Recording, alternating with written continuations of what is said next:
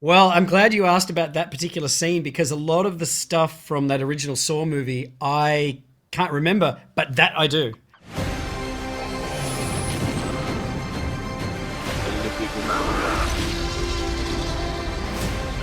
Where we're going, we don't need roads. Yeah, I'm going to jump into this. And I know when it comes to oftentimes classic monsters, as a horror fan, I know there are always rules you have to follow. With werewolves, the rules usually involve biting and full moons and silver bullets. And I'm sort of curious, as storytellers, how do you decide when the rules are useful and can yield sort of creativity? And how do you decide which ones are actually restricting and they're worth just ignoring? Well, there's decades of iconic films that we had to live up to and pay homage to, but we didn't want to do like a typical retread. So I think we leaned into the body horror and the story, and the rest we just sort of left behind, anything that wasn't necessary. Yeah, if it felt too supernatural to us and wasn't connected to like a tangible physical disease, we felt like it wasn't suitable to this particular story. Might be suitable to another story, but not our version of the story. Think more The Fly instead of The Howling. All I'll say is that the movie starts with a title card, and instantly I go, "Ooh, that's interesting." And then I was watching it with a friend. I go, "Are they going to treat this like a disease?" And it was, that's all I'm going to say. But it was awesome. Oh, great. I'm glad. Yeah, I'm glad you responded. I mean, that's our way of doing it, is the more grounded. Yeah. This is a question I don't know if you guys are willing to answer, but as I'm sure you guys know, Universal was trying to make the dark universe for a while, all of the monster movies in one universe together. So I have to ask, in your mind, is Leigh's Invisible Man and this Wolfman in the same universe? Ooh, well, I think spiritually, yes, because if you notice, like both films are initially set in San Francisco. They both have this similar approach. I wouldn't say that you're going to see a crossover film coming in the future where suddenly Yet? Elizabeth Moss and Julia Garner, never say never, but for us, it felt like they share a lot of the same DNA in the approach. Do you know what I'm saying? It's like, sometimes when you watch a movie, you can tell this. When you watch a Fincher movie, you're like, as soon as within seconds, you know it's a Fincher movie because of the way he directs it. And so, with this movie, we hoped that it was a spiritual cousin to Invisible Man in that way. I loved how, I hope you take this adjective the right way, how like intimate and small it was. Like, I like that there was a very sort of almost claustrophobic, like in a crazy way, I could see this acted out on stage and I would be first in line to go see that. I know it sounds That would be amazing. Yeah, and we wrote it during the pandemic, so we were it was very claustrophobic.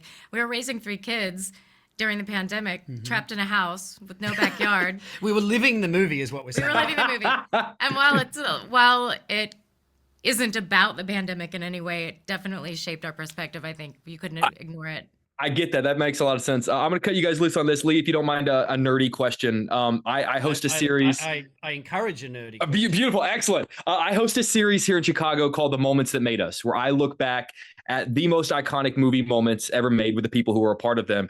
And if you'll indulge me, I would love to talk to you about filming the scene in Saw, which is you're chained up, you're playing the tape player, and Tobin Bell just stands up. And I remember, I will never forget being with my parents. I was a teenager, and just the collective gasp on opening weekend when he stands up. And I'm just sort of curious your memories of filming that moment and what that was like for you.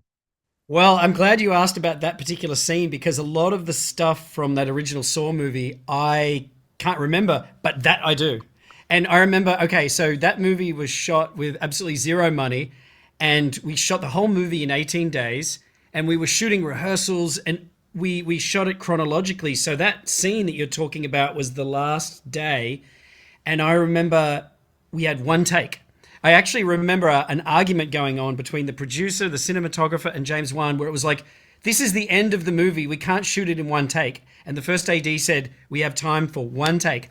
And I remember the camera did that whole circle, and what you see on the screen is the one take that was shot. That's the only take. And by the way, James came over to me afterwards, and I'm like, oh God, pressure, like one take. And he came up to me afterwards, and he was like, you did it. And I was like, so happy. And to watch I've seen that reaction you talked about in theaters, people yelling, screaming.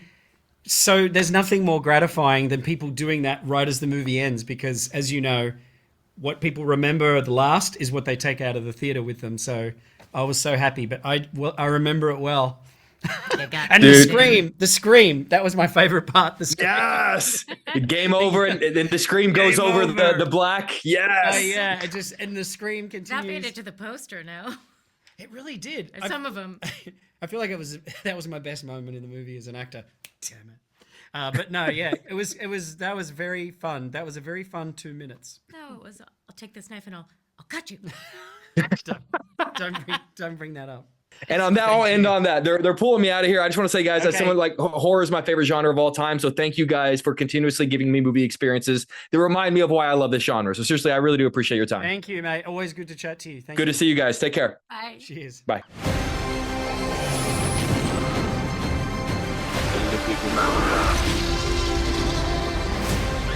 Where we're going, we don't need roads.